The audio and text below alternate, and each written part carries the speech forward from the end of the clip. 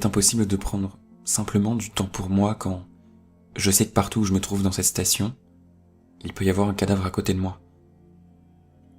Je comprends, Alex. Dans mes fichiers, il est indiqué que l'espèce humaine a en général certaines difficultés avec tout ce qui peut représenter la mort. T'as raison, Bram. Je vais devoir faire un tour dans toute la station. La dernière fois que j'ai fait le tour complet pendant ta mise à jour, certains modules étaient verrouillés. Il se pourrait que le corps du commandant Makarov soit dans un de ces modules, mais il faut que je revisite tout. Il a peut-être laissé quelque chose qui me permettrait de comprendre comment il a pu mettre fin à ses jours ici. Alex, permettez-vous que je vous accompagne durant vos recherches ? Toutes les informations que vous pourrez me transmettre pendant vos recherches devraient me permettre de dresser un état plus approfondi de la navette. Je vais faire ça vite, Bram. Que dirais-tu plutôt de passer en mode sommeil pendant que je parcours toute la navette ? Tu m'écouteras quoi qu'il arrive. Donc, je te dirai ce que je vois et ce que je trouve. Si jamais j'ai besoin de toi, je te le demanderai directement, non ? Aucun souci, Alex. Je vais dans ce cas désactiver mes fonctions de discussion tout en restant attentif à tout ce que j'entendrai. Bonne chance dans vos recherches, Alex. J'attendrai votre accord pour sortir de mon silence. On fait ça, Bram. Je te dis à plus tard. À plus tard, Alex. Lancement du programme d'enregistrement, d'écoute et d'analyse. Arrêt des fonctions de discussion. Il va falloir commencer, mais par où ? J'ai déjà parcouru de long en large tout ce module depuis que j'y ai fait les réparations. Au cas où, pour rien louper, je veux bien y refaire un tour, mais c'est vrai que j'ai peut-être loupé quelque chose dans un des caissons. En tout cas, à première vue, ici, tout le monde dort encore. Je vois le caisson vide là-bas au fond. En tout cas, il n'y a pas le moindre caisson éteint. Tous ont cette petite lumière bleue allumée sur le dessus. Aucun ne présente de soucis. Et depuis la dernière fois, je pense que tout le monde dort encore. Je vais donc directement passer au module suivant. Bon. Je suis devant le premier module passager. Merde. Il est verrouillé. Bram ? Sans sortir de ton silence, peux-tu m'ouvrir le module ?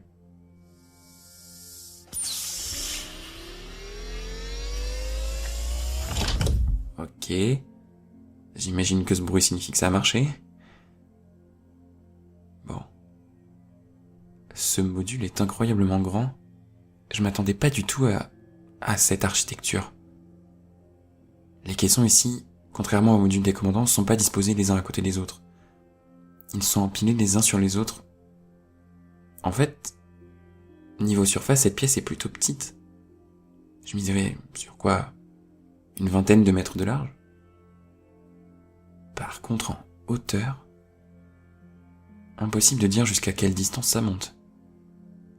La structure des caissons de sommeil des passagers a quelque chose d'effrayant. On dirait, vu d'où je suis, une sorte d'immense ruche. Toutes ces alvéoles remplies d'êtres humains endormis, c'est assez particulier. En fait, on dirait plus un wagon à bétail. Et en fait, c'est un wagon à bétail. Mais ne même pas pouvoir voir la tête de tous ces gens endormis,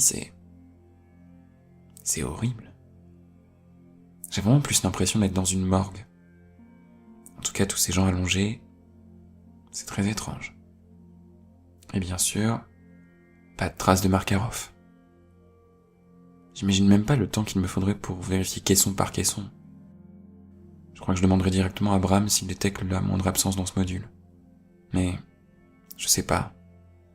Quelque chose me dit qu'il est pas ici. Je vais aller faire un tour dans le deuxième module passager, mais j'ai peu d'espoir.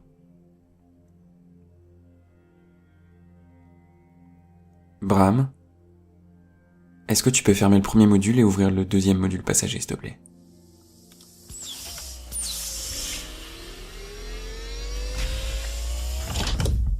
Merci, Bram. Je commence à penser que le mode Bram silencieux est une bonne alternative. Au moins il m'écoute, mais évite pendant ce temps-là de me mentir. Au moins, je peux chercher des réponses moi-même comme ça. Bon. Module passager numéro 2, que pourrais-tu me dire sur le commandant Makarov ? Apparemment pas grand-chose. Tous les caissons que je peux voir en levant la tête simplement ont l'air allumés. Personne en bas du module. J'ai même l'impression que personne n'est jamais venu ici avant moi. C'est complètement aseptisé. Aucune chance que quelqu'un ait tenté de se donner la mort ici, selon moi. Alex, réfléchis. Si tu voulais te donner la mort au sein de cette station, où est-ce que tu irais ? Et surtout, comment tu souhaiterais mourir ? Bien que j'imagine qu'il n'y ait pas 10 000 manières de se donner la mort. Bon. Il est impossible d'utiliser une arme à feu ici sans que le blindage extérieur de la station ne subisse des dégâts. Donc, techniquement, s'il y avait eu dépressurisation de la navette, je ne me serais même pas réveillé. En tout cas, à coup sûr, si Makarov avait voulu se mettre une balle, il aurait même pas eu d'arme à feu pour le faire. Donc, je pense que c'est une piste à abandonner, mais... Enfin, comment ? Comment se tuer dans une station comme celle-là ? Peut-être qu'il a utilisé le module médical. Je vais aller y faire un tour. Bram, tu peux fermer le second module passager. Je suis dans l'infirmerie.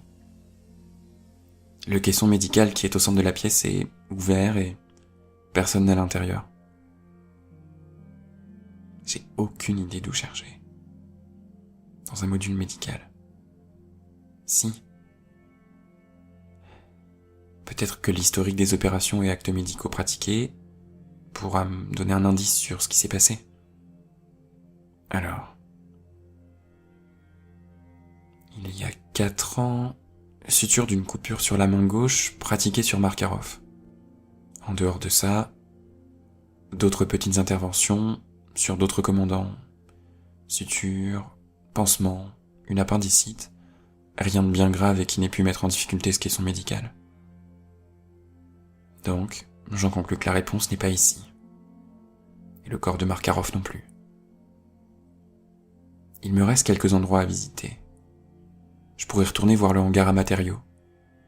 Quand j'y ai été pour chercher du matériel de soudure, je n'avais vu aucun corps, mais en même temps je n'en cherchais pas. Cela dit, peut-être que cette fois j'y trouverai quelque chose. Cette station est tellement grande que c'est comme chercher une aiguille dans une botte de foin.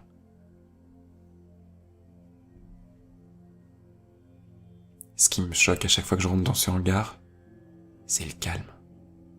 Y a pas un bruit. Et pourtant la salle des machines est juste à côté, mais je sais pas, tout est comme complètement insonorisé. Tout ce qui est rangement dans ce module est trop petit pour y mettre le corps de quelqu'un, ça c'est sûr.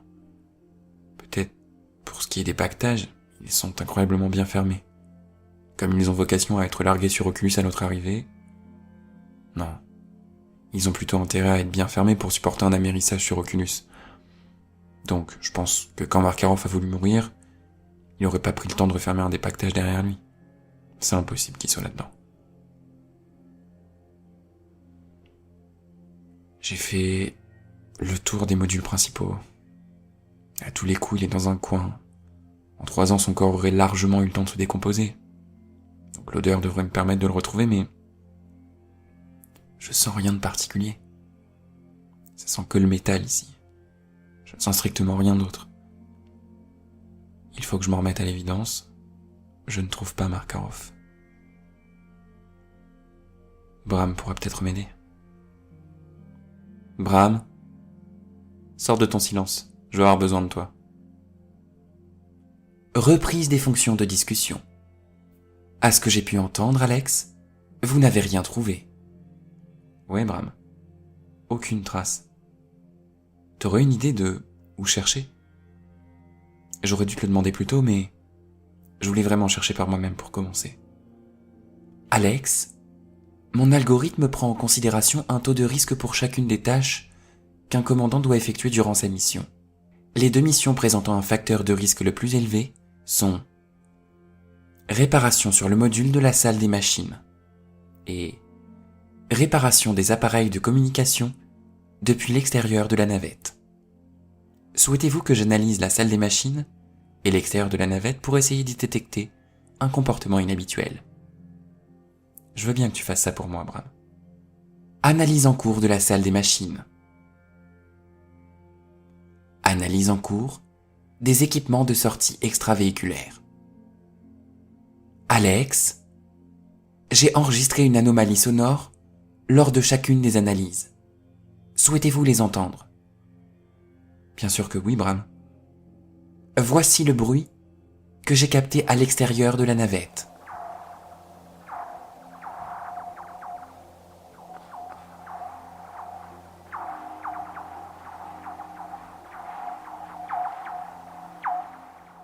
Ok, Bram. J'avoue que c'est étrange. Normalement, il n'y a aucun son dans l'espace. Tu aurais une idée de ce que ça pourrait être? Alex, il se pourrait que cela vienne d'un frottement contre la navette. Je ne peux en détecter la source précise, cependant il faudra investiguer. Puis-je vous faire écouter le second enregistrement que j'ai fait de la salle des machines?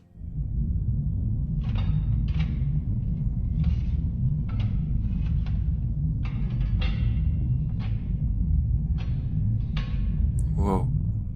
Ça aussi c'est perturbant, Bram. Qu'est-ce que ça peut être?